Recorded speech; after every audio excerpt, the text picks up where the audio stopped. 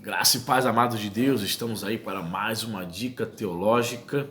E se você não é inscrito no nosso canal, se inscreva aí, ative o sininho, né, para você receber as notificações, dê o seu like e não esqueça aí de você fazer seu comentário para ajudarmos a engajar o canal, ok? E a dica teológica de hoje é este livro aqui, ó, lançamento da editora Fonte Editorial, ok? Teologia Moderna de Mackintosh, H.R. Mackintosh, um lançamento aí, né? E vai discorrer aí acerca de teólogos importantes, né? Considerados liberais, Schleiermacher a Bultmann, ok? É um livro aí com 384 páginas, ok? Um livro interessantíssimo, você que se interessa por estudar esses autores que influenciaram o liberalismo teológico, um pouco da vida e obra desses camaradas. Aqui na contracapa diz o seguinte: sempre ouvimos nas discussões entre estudantes e até professores de teologia a expressão teologia liberal. Mas afinal, o que é isto? Nesta obra, o autor, com grande propriedade, passeia pelos principais teólogos do século XIX e XX, descrevendo o pensamento de cada um, desde o liberalismo de Schleiermacher até a neortodoxia de Barth, a teologia natural de Brunner e a hermenêutica de Bultmann. O leitor poderá aprender de maneira didática sobre estes grandes teólogos contemporâneos. Assim, eu sou conservador, tá, irmãos? Eu sou pentecostal, creio nos dons do Espírito Santo, creio no batismo do Espírito Santo, até porque eu tive essa experiência, eu tenho 43 anos, tive essa experiência aos 16 anos de idade. Então, as pessoas que negam isso, né, negam os dons de línguas, negam o batismo do Espírito Santo, é óbvio que elas negam, elas nunca tiveram experiência, né?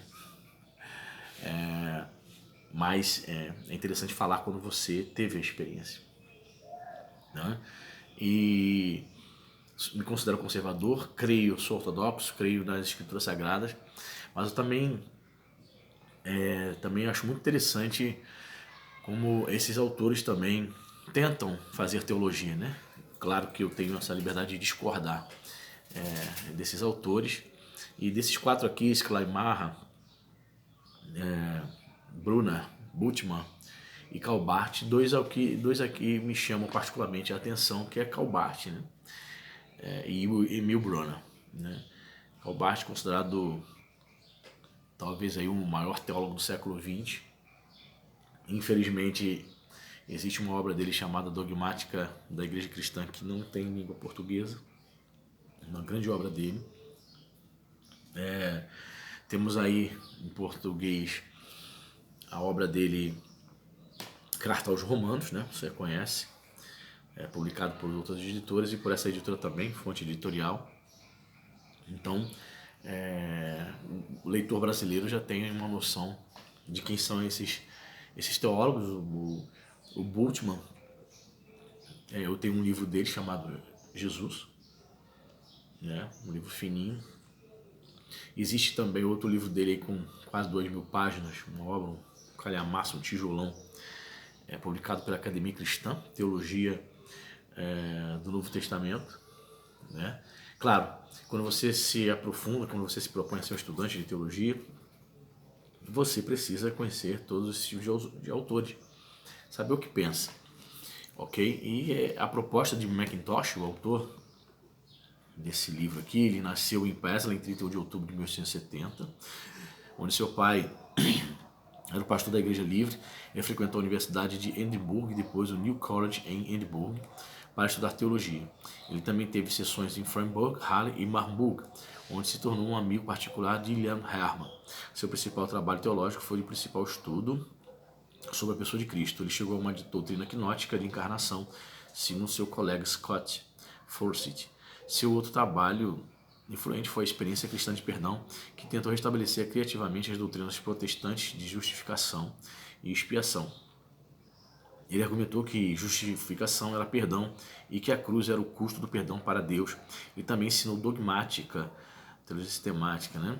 Foi ministro da Igreja Livre em Talport de 1897 a 1901 e após a criação da Igreja Livre Unida da Escócia em 1900, da igreja Beech Grove em Abingdon, igreja da UF, em 1901 até 1904, antes de se tornar professor de divindade no New College, isso de 1904 até 1936.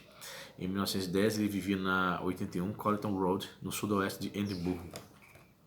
A Igreja da Escócia, a Igreja Livre Unida da Escócia, se uniram em 1929.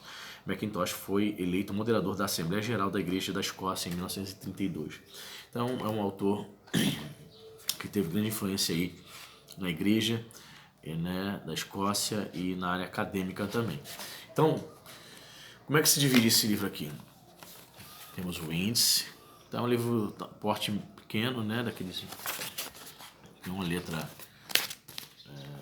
não muito pequena, ok? Confortável a leitura. Ele divide o seguinte: tem o capítulo 1, falando sobre o antecedente, ele vai falar sobre o período moderno, o pensamento da reforma dos séculos seguintes, o pietismo, racionalismo do período das luzes e o despertar filosófico. Ele vai dedicar 29 páginas a isso.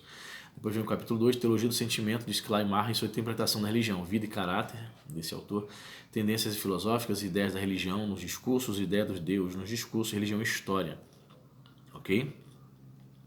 Aí vem o capítulo 3, Teologia do Sentimento, de Schleiermacher e sua interpretação do cristianismo, método teológico, sentido da religião cristã, algumas doutrinas cristãs fundamentais, os pontos fortes e os pontos fracos da teologia de Schleiermacher. Quarto, a teologia do racionalismo especulativo de Hegel e os hegelianos. Hegel, o cristianismo, o desenvolvimento negativo de Strauss e Feuerbach, o desenvolvimento positivo de Biedermann e a conclusão. Capítulo 5, a teologia dos valores morais de Albrecht Ritschl. Notas biográficas, literárias, traços negativos e polêmicos, alguns aspectos do seu esforço construtivo, o valor do pensamento de Ritschl. Capítulo 6, a teologia da história da religião científica de Ernest Troeltsch. A reação contra Ritschl, a história e a psicologia da religião, a relação de Troeltsch com o passado, as leis do desenvolvimento e revelação, Jesus Cristo, Deus e a imortalidade, a finalidade da religião cristã. Capítulo 7, a teologia do paradoxo de Søren Kierkegaard, que é um teólogo filósofo, né? Os primeiros anos de vida e formação, algumas pressuposições fundamentais, os níveis sucessivos da vida humana, a interpretação da religião cristã e a última fase de Søren Kierkegaard. Capítulo 8, a teologia da palavra de Deus, Karl Barth.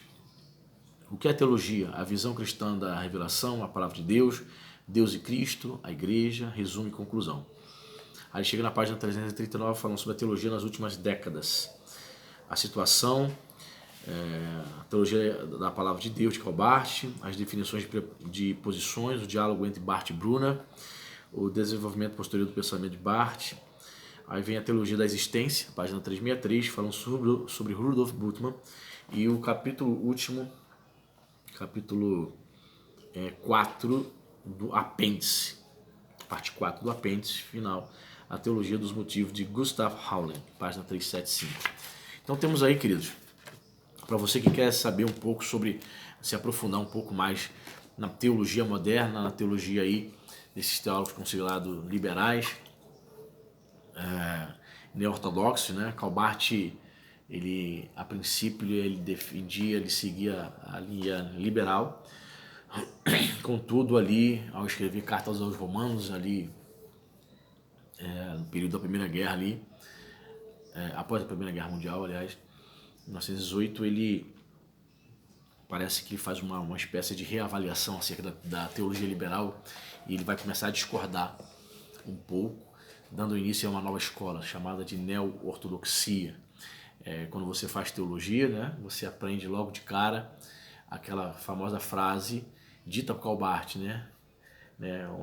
O conservador vai dizer, né, a Bíblia é a palavra de Deus. Karl Barth ele vai dizer que a Bíblia não seria a palavra de Deus, a Bíblia conteria a palavra. E quem é conservador, você sabe, assim como eu, discorda dessa posição.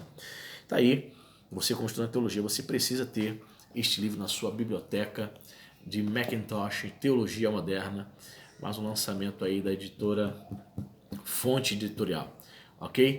Então dá o seu like aí, faça o seu comentário, Deus abençoe e até o próximo vídeo.